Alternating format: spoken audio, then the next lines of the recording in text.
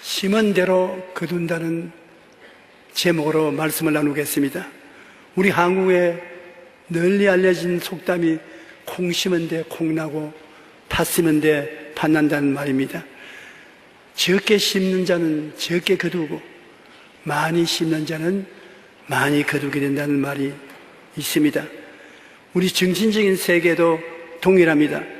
사랑으로 심어 놓으면 미움으로 거두지 않습니다. 언제 오고 그 사랑으로 다시 거두게 되는 것입니다. 미움을 심어 놓으면 미움으로 거두게 되는 것입니다. 우리는 최선을 다해 좋은 씨앗을 심으려고 노력을 많이 해야 되는 것입니다. 믿음, 소망, 사랑, 의, 평강, 희락으로 심어 놓으면 언젠고 그것으로 우리 삶에 거두게 되는 것입니다. 우리의 생활에 우리는 할 수만 있는 대로 최선을 다해서 친절과 사랑으로 심으려고 노력을 해야 되는 것입니다.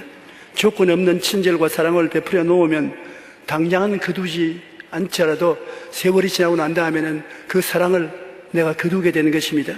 마태복음 7장 12절에 남에게 대접을 받고자 하는 대로 너희도 남을 대접하라.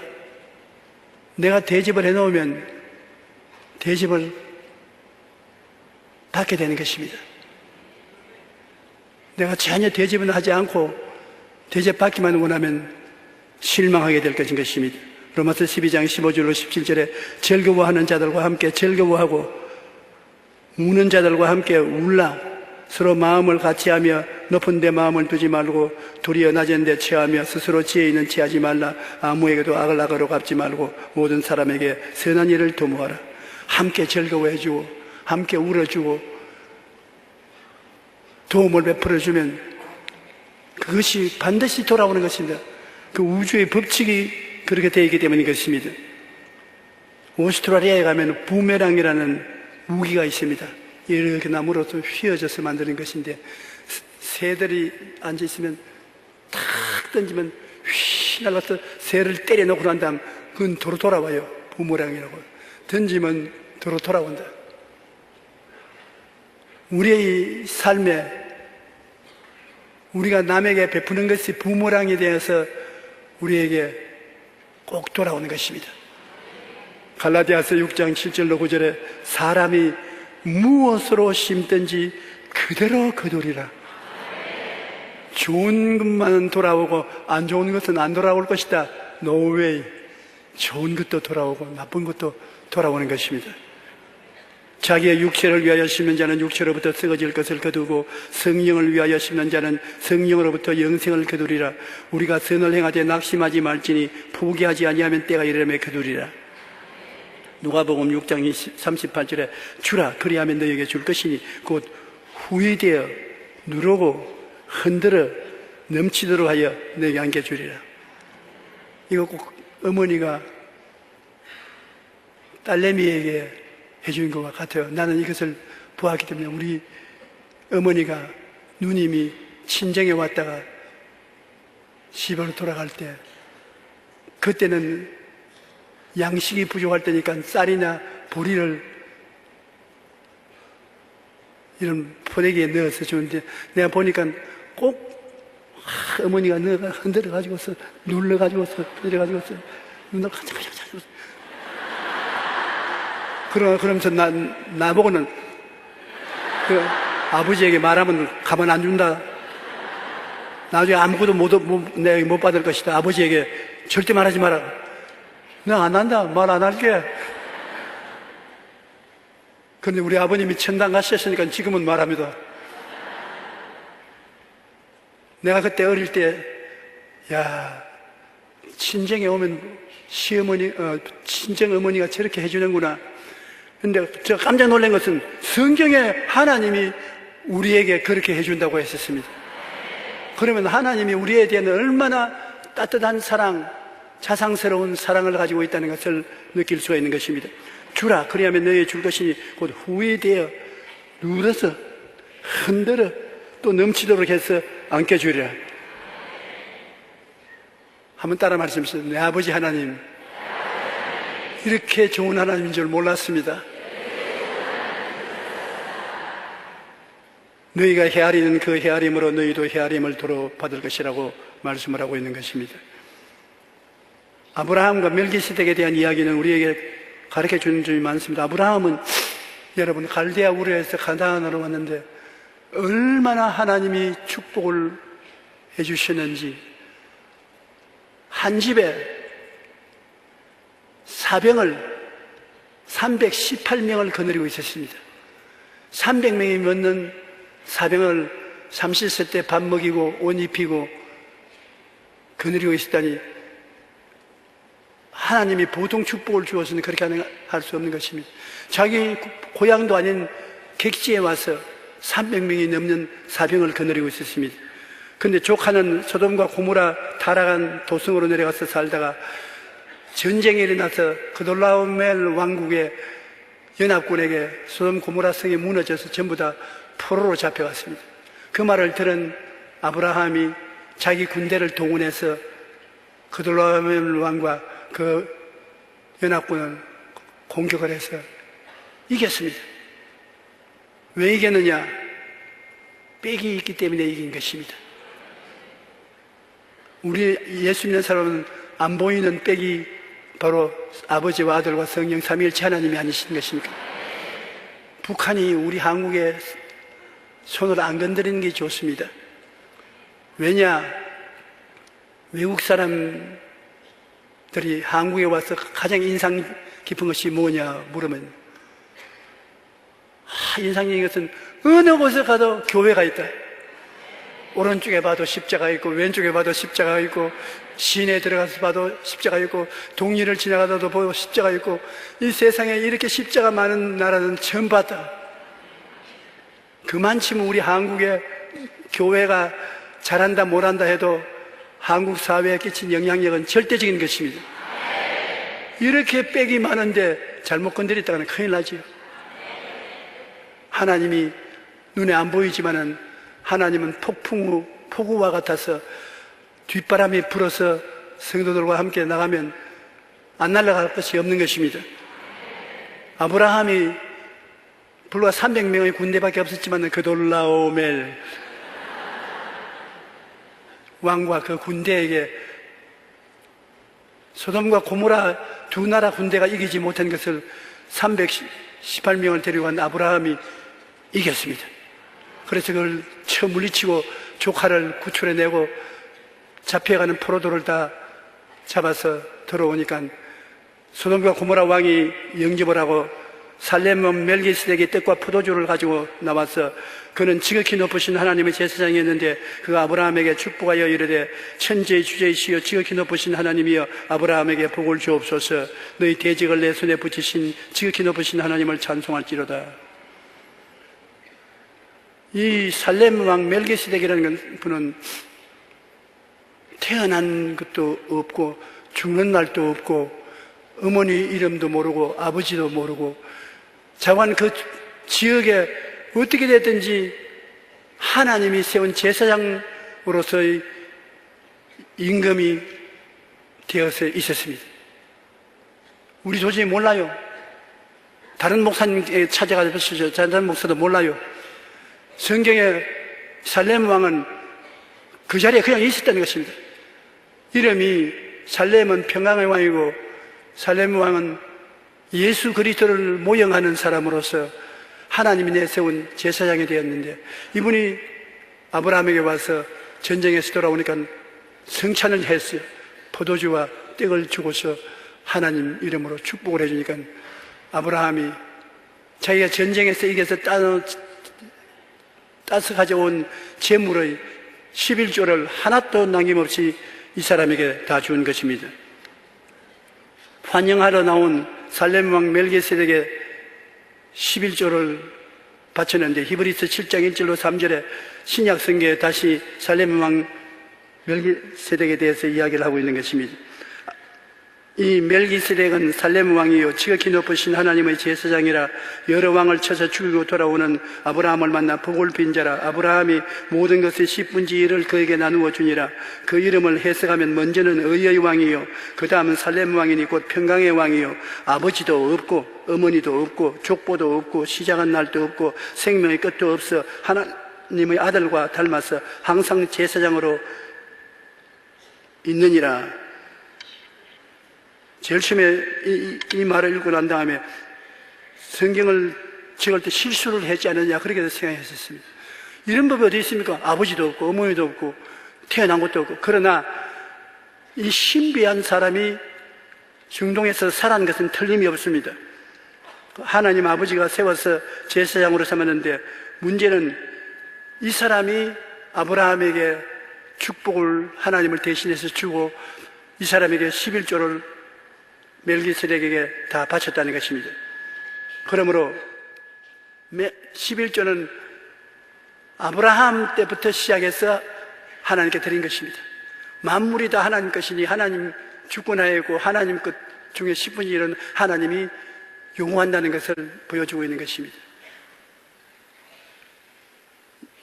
아브라함의 손자인 야곱이 형의 재산을 사기를 쳐서 자기 것으로 다 만들고 난 다음에 형이 죽이려고 하니까는 하란 외아지 시집으로 도망을 쳤습니다.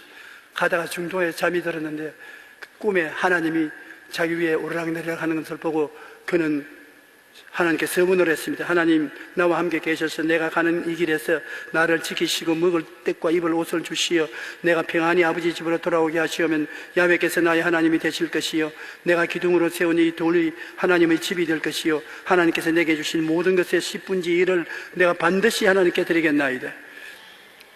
하나님과 직접 대화를 하고 싶고 가까워지기 원하면 11조를 드리는 것이 제일 좋습니다. 하나님 11조를 드리고 기도하면 하나님이 여러분의 기도를 들어주시는 것입니다. 왜냐하면 11조는 하나님의 주권을 상징하는 것이기 때문에 하나님의 주권을 인정함으로 하나님이 여간 여러분이 인격적으로 못나도 사랑해주고 대화를 해주는 것입니다.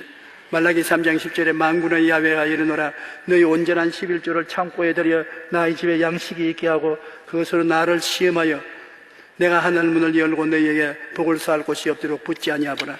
하나님을 시험하지 말라고 했는데 11조만은 시험해봐라. 내가 거짓말을 하는지 참말을 하는지 알고 싶으면 한번 시험해봐라. 그러면 네가 알 것이라 그렇게 말씀하는 것입니다. 예수님의 말씀에는 마태복음 6장 20절 21절에 오직 너희를 위하여 보물을 하늘에 쌓아두라. 거기는 좀이나 동록이 해하지 못하며 도둑이 구멍을 뚫지 못하고 도둑질도 못하였느니라. 내 보물이 있는 그곳에는 내 마음도 있느니라. 그러므로 하나님 나라의 11조와 헌금을 즐금해 놓은 것과 같은 것입니다. 그러면 하나님이 그 즐금한 것을 우리에게 나누어 주시는 것입니다. 11조가 가져온 축복은 대단한 것입니다. 저는 예수를 믿고 난 다음 지금까지 11조를 하나님께 꼭 드렸습니다. 11조만 드린 것이 아니라 사실 말하면 10의 5조, 10의 10조까지 드리면서 살았습니다. 그러니까 하나님이 기도를 응답해 주셔서 이 많은 일들을 할 수가 있었습니다.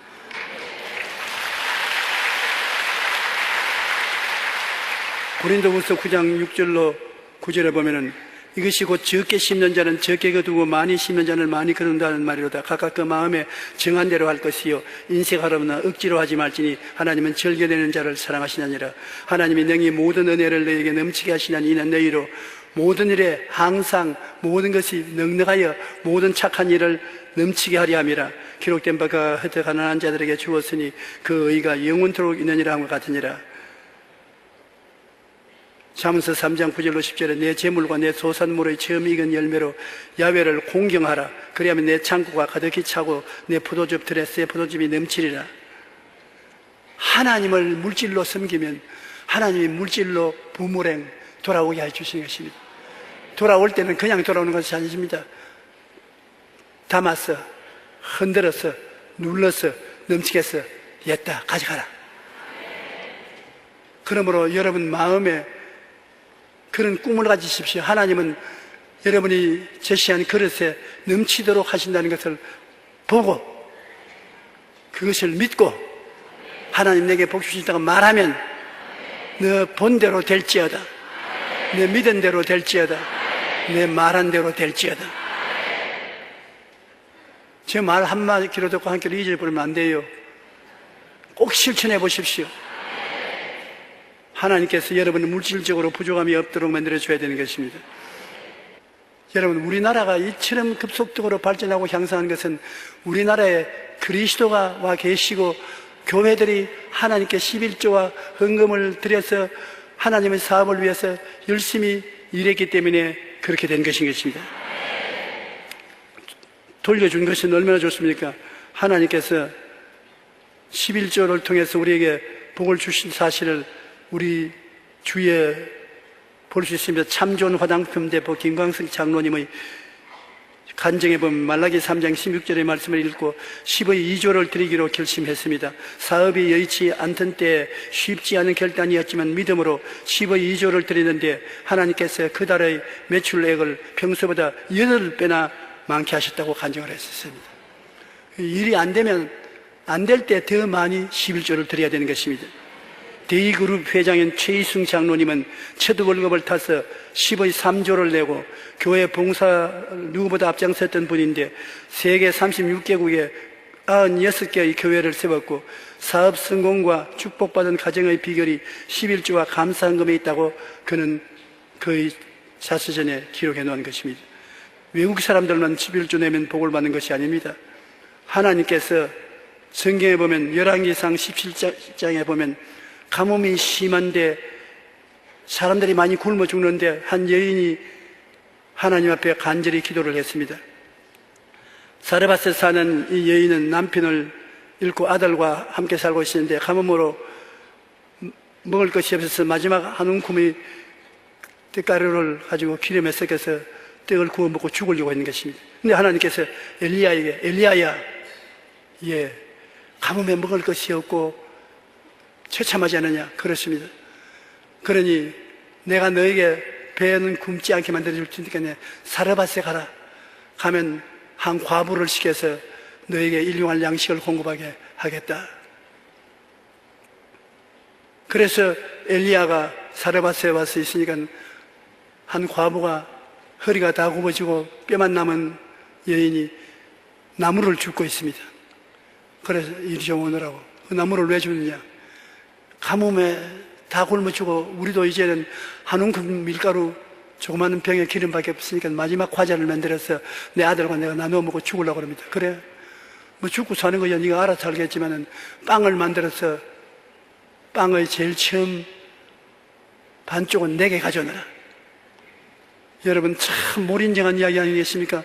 자기는 그래도 잘 먹어서 퉁퉁한 사람이 뼈만 남은 과부를 보고 떡을 만들어서 반은 내게 가져오너라. 그런데 이 과부가 신앙이 있었어요. 엘리야인 것을 알고 난 다음에 그가 떡을 만들어 가지고서 반 가지고 왔습니다. 보통 여자 같으면 내가 먹고 죽을 지경인데 왜 당신같이 건장한 사람을 위해서 반을 줘요? 웃기는 소리 하지 마시고 가시오. 그렇게 할 건데 안 그러고 반을 쪼개서 엘리야에게 주었습니다. 엘리야가 그 반을 먹고 있는데 그 쳐다보고 얼마나 침을 생겼겠습니까? 그래 다 먹고 난 다음에 말하기를 이 가뭄이 지날 때까지 떡가루가 넘쳐날 것이고 기름병에 기름이 넘쳐날 것이다. 주라 돌려줄 것이니 곧 후이되어 눌러 흔들어 넘치게 해서 안 깨주리라는 말씀대로 그 과부와 아들이 가뭄이 지날 때까지 밀가루 통에 가면 다 먹고 나면 또 생기고 다 먹고 나면 또 생기고 기름병에 다 부어놓으면 또 그만치 있고 부어놓으면 또 그만치 있어요. 그러니 여러분 그 나라와 그 일을 먼저 구하고 11조 생활을 하면은 무엇을 먹을까 무엇을 입을까 무엇을 마실까 하는 것 걱정하지 말라고요. 구약시대 하나님만 하나님이 아닙니다. 그 하나님은 예수 그리스도의 보혈을 통하여 우리에게 더 가까운 하나님이 되어 계신 것입니다. 그러므로 하나님께서 과부의 생활만 돌봐주고 우리의 생활은 안 돌봐주냐고 생각하지 마십시오. 하나님은 사람을 차별하지 아니하시는 것입니다. 여러분은 꼭 여러분과 같이 계신 것입니다. 그러므로 11조 생활을 통해서 하나님 앞에서 복을 받아야 될 것인 것입니다. 우리가 하나님께 물질을 드리는 것은 믿음을 표현하는 것입니다. 그리고 믿음과 감사로 하나님께 드리면 하나님께서 모든 필요를 반드시 채워주십니다. 그런즉 너희는 먼저 그의 나라와 그의 의를 구하라. 그리하면 이 모든 것을 너희에게 더하시리라. 마태복음 6장 33절에 말씀하신 것입니다. 하나님께 사랑으로 헌신하면 하나님께서는 우리에게 30배, 60배, 100배로 보답해 주시는 것입니다. 하나님은 여러분의 믿음을 꼭 시험해 보십니다. 여러분이 그 믿음에 합격을 하면은 반드시 주님께서 응답을 해 주시는 것입니다. 그러므로 하나님 앞에 믿음의 시험을 당할 때 꼭 합격하도록 하십시오. 어떻게 합격하는 것입니까?